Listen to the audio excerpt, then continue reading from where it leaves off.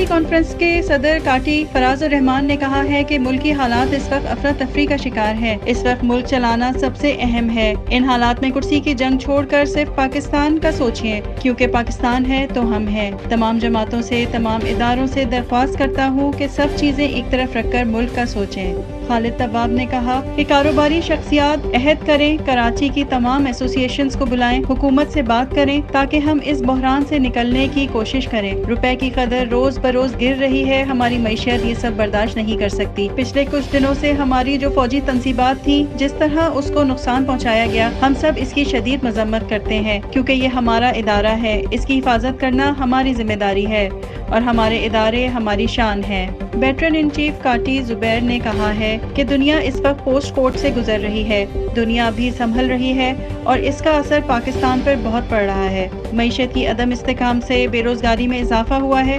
हमें नजर नहीं आता कि हुकूमत और इदारे एक प्लेटफॉर्म पर बैठकर महंगाई के खिलाफ मुतहर्रिक हों। और हम हर तरह से अपनी फौज के साथ खड़े हैं और हम फौजी तंसीबात पे, न सिर्फ तंसीबात पे हमला, बल्कि उनको बदनाम करने की हर मुमकिन कोशिश को हम कंडेम करेंगे और कोशिश करेंगे उसको नाकाम बनाया जाए। मैं जो आज प्रेस कॉन्फ्रेंस हुई है, स्पेशली ख़ास तौर पर हम जो मुत्तहिद हैं पाकिस्तान आर्मी के साथ, कि जिनकी शहादतें जो है तो नागुज़ीर हैं, कि जिन्होंने पाकिस्तान के लिए शहादतें दी हैं, जिनके जवान हमारे बॉर्डर्स पर हमारी हिफाजत के लिए अपनी शहादतें देते हैं, या पाकिस्तान फ़ौजी तनसीबात को जो नुकसान पहुँचाया जा रहा है, उन तमाम चीज़ों की मैं कंडेम करता हूँ। अगर आज भी हमारे हुक्मरानों ने होश के नाखून नहीं लिए तो मैं समझता हूँ कि अनकरीब ये चीज़ जो है वो हमारे इस मुल्क को, इस प्यारे मुल्क को कहीं अल्लाह ना करे नुकसान ना पहुँच जाए।